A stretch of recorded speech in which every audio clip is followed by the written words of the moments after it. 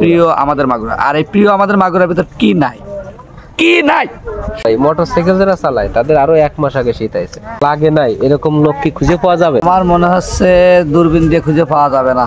এই আমার এই কমলাপুরের এক বড় ভাই কন্টেন্ট ক্রিয়েটর, সে খুবই ভালো কন্টেন্ট বানায়, তার সাথে দেখা হয়ে গেল। তা একটু কথা বলি মেয়ে ভাই, এই যে ঠান্ডা এসেছে, মানে ঠান্ডা লাগে নাই এরকম লোক কি খুঁজে পাওয়া যাবে?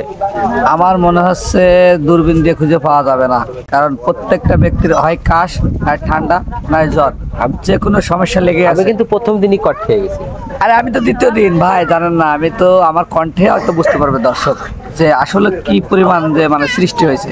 আমরা দুইজনে কথা বলতেছি, দুইজনে অসুস্থ, মানে কি দুইজন যদি অসুস্থ থাকে তাহলে আমরা 100%-এর ভিতর আছি আমরা। মানে বাংলাদেশে একেবারে 100% সবাই ঠান্ডা জনিত।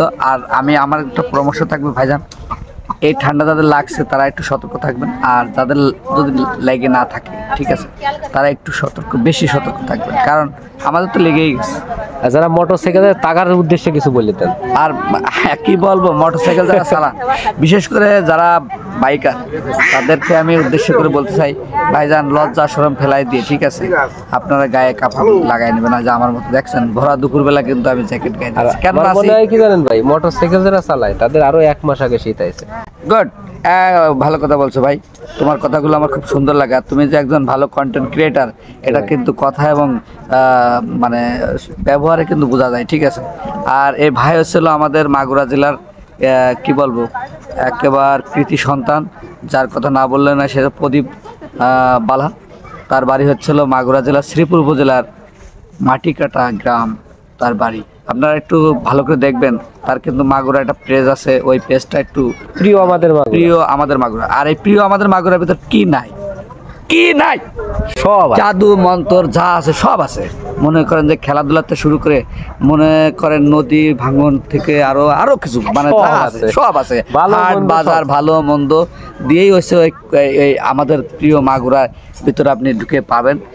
আমরা এখন অবস্থান করছি আমাদের মাগুরা জেলার একেবারে এমন একটি স্থান, যে স্থানটি কথা না বললে নয়। এটা হচ্ছিল মাগুরা জেলার শ্রীপুর উপজেলার কাদিরপাড়া ইউনিয়নের মাটিকাটা ঘাট এবং গোয়ালবাড়ি ঘাট বললে চলে। আর এই ঘাট দিয়ে শত শত লোক কিন্তু যাতায়াত করে, এবং রাজবাড়ি এবং মাগুরা এর মাঝখান দিয়ে কিন্তু আমাদের একটি গড়াই নদী বয়ে গেছে। আর এই নদীটা একটু নদীটা দেখাও। আর এই নদীটা পার হয়ে কিন্তু আমরা রাজবাড়ি যাই এবং ফরিদপুর যাই। এটা হচ্ছে ত্রিমোহনা, রাজবাড়ি, ফরিদপুর এবং মাগুরা। এই স্থানটা কিন্তু কেউ আসে না এরকম আমার মনে হয় না। আর পাশে একটা চায়ের দোকান আছে, এটা দেখেন, এই যে আকবর কাকা, সুন্দর আকবর কাকা চায়ের দোকান। এই চা কিন্তু সেই চা না, এখানে চা খালি আপনার আদা দিয়ে একটু ঘেটে এবং চেটে খুব সুন্দর লাগবে। এই চাটা কিন্তু খুব সুন্দর চা, ঠিক আছে, আপনারা এসে খাবেন। যদি আমার দাওয়াতে আসেন, আমার কথা বললে চা দিবে, টাকা দেওয়া লাগবে না, ইনশাল্লাহ 1 কাপ চা খেয়ে যাবেন এবং কমেন্টসে রেখে যাবেন যে চাটা কেমন, ঠিক আছে। আর ইমরান ভাইকে সবাই ফলো করবেন। ধন্যবাদ, সবাই ভালো থাকবেন।